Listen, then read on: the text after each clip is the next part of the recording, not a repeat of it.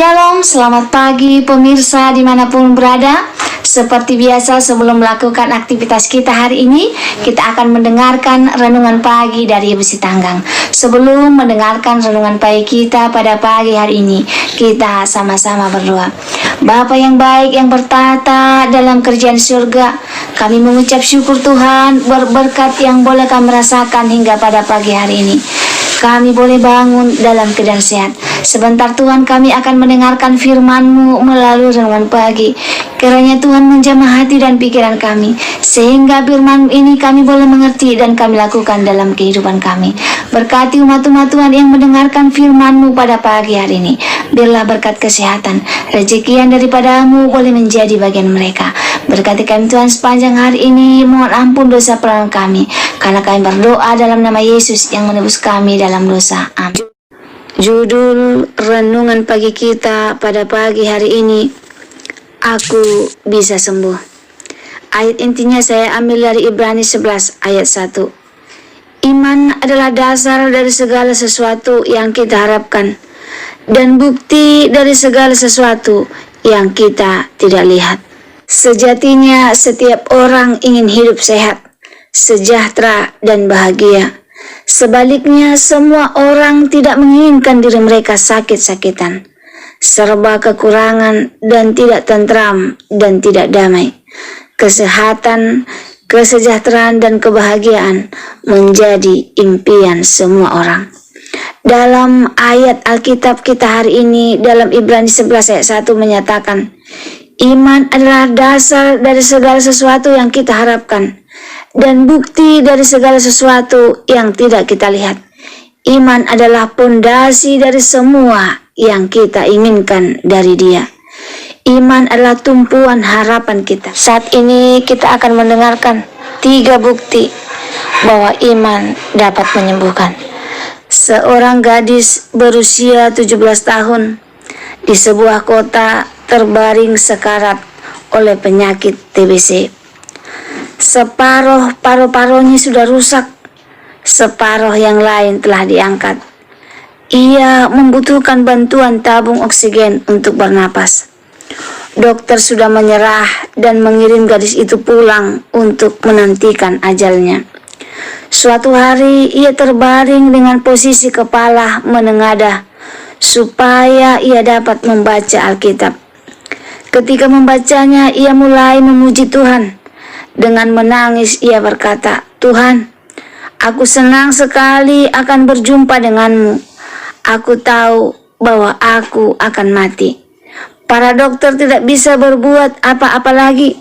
Tetapi aku bersyukur karena Engkau telah menyelamatkan aku. Terima kasih karena Engkau telah membasuh dosaku dengan darah-Mu. Kemudian ia kembali lagi membaca ayat yang sama yang baru dibacanya. 1 Petrus 2 ayat 24. Ia sendiri telah memikul dosa kita di dalam tubuhnya di kayu salib, supaya kita yang telah mati terhadap dosa hidup untuk kebenaran. Tetapi kali ini ia tidak berhenti sampai di sana. Ia melanjutkan membaca di ayat yang sama. Oleh bilur-bilurnya kamu telah sembuh.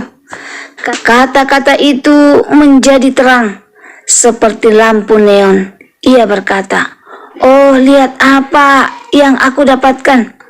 Tidak ada pengkhotbah yang mengkhotbahi dia. Tidak ada siapapun bersama dia kecuali firman Allah. Kemudian ia melepaskan masker oksigennya dan berteriak memanggil ibunya, Mama, cepat kemari.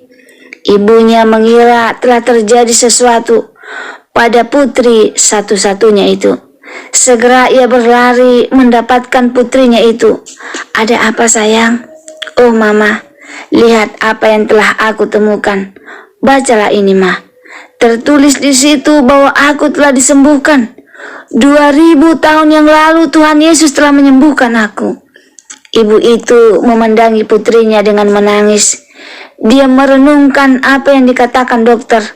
Dia takut anaknya telah kehilangan akal sehat, berhalusinasi, dan sebagainya. Kemudian Gadis itu berkata, "Mama, aku tidak akan mati, jadi tolong buatkan aku sarapan. Aku ingin sekali makan roti bakar dan minum susu." Ibu gadis itu memasangkan kembali masker oksigen putrinya. Lalu kemudian pergi keluar dengan perasaan hancur melihat anak gadisnya itu. Sekilas tidak terjadi perubahan apapun pada gadis itu. Tubuhnya tetap kurus kering, badannya masih sama lemahnya. Keesokan harinya ia pergi menemui dokternya. Hasil pemeriksaan sinar X menunjukkan bahwa ia memiliki sepasang paru-paru baru dan tidak ditemukan adanya tanda-tanda bekas TBC sama sekali. Gadis muda itu telah sembuh total. Orang dunia pasti mengatakan ini adalah hal yang mustahil. Tetapi bukankah tidak ada yang mustahil bagi Tuhan? Percayalah bahwa selalu ada kesempatan bagi kita untuk mengalami mukjizat. Asalkan kita percaya, tidak ada yang mustahil baginya. Katamu, jika engkau dapat, tidak ada yang mustahil bagi orang yang percaya. Markus 9 ayat 23. Di dalam Alkitab pun ada dua kisah yang sembuh dari penyakitnya. Yang pertama, Tuhan Yesus berfirman seperti dicatat dalam Injil Markus 5 ayat 34. Tuhan Yesus berkata, maka katanya kepada perempuan itu, "Hai anakku, imanmu telah menyelamatkan engkau. Pergilah dengan selamat dan sembuhlah dari penyakitmu." Firman ini disampaikan kepada seorang perempuan yang mengalami pendarahan selama 12 tahun. Ia sangat percaya dan berkata dalam hatinya bahwa asal kujamah saja jubahnya, aku akan sembuh dan benar. Dalam kerumunan begitu banyak orang, ia menerobos dan menjamah jubahnya dari belakang. Maka seketika itu juga berhentilah pendarahannya dan ia sudah benar-benar sembuh dari penyakit karena imannya yang luar biasa kepada dia. Kita juga mendapat perempuan lain yang berdosa. Ia perempuan yang berdosa itu dengan penuh keyakinan mencium kakinya, membasuh kakinya, menyelakan dengan rambutnya. Lalu ia meminyaki kakinya dengan minyak wangi.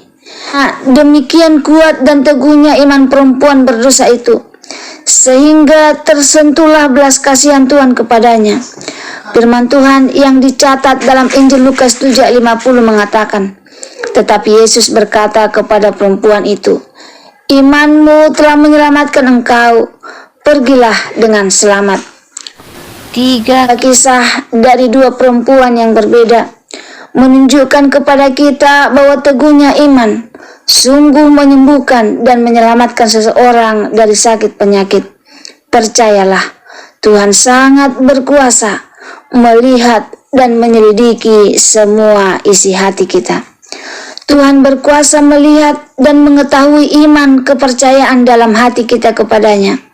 Percayalah bahwa doa yang lahir dari iman kita kepadanya sudah menyelamatkan dan menyembuhkan kita.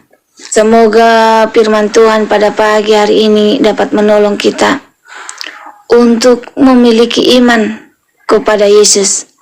Mungkin ada di antara saudara yang sedang sakit. Tetaplah berdoa dan percaya kepadanya bahwa saudara akan memperoleh kesembuhan yang daripadanya. Jika saudara merasa terberkati dengan firman Tuhan pada pagi hari ini, saudara boleh like, komen, dan subscribe dan share di sosial media kamu, sehingga semakin banyak umat-umat Tuhan yang merasa terberkati dengan mendengarkan firman Tuhan pada pagi hari ini. Sebelum mengakhiri firman Tuhan pada pagi hari ini, kita sama-sama berdoa. Bapa yang baik yang bertata dalam kerajaan surga, terima kasih Tuhan buat firman yang telah kami dengarkan pada saat ini, yang mengingatkan kami bahwa kami harus memiliki iman kepada Tuhan, dan kami akan diselamatkan dan disembuhkan oleh iman dan percaya kami kepada Tuhan. Karena Tuhan memberkati kami dalam kehidupan kami. Mohon ampun Tuhan dosa pelanggaran kami, karena kami berdoa dalam nama Yesus yang menebus kami dalam dosa. Amin. Amin. Terima kasih pemirsa telah mendengarkan firman Tuhan pada pagi hari ini. Sampai ketemu besok pagi. Terima kasih, Tuhan memberkati.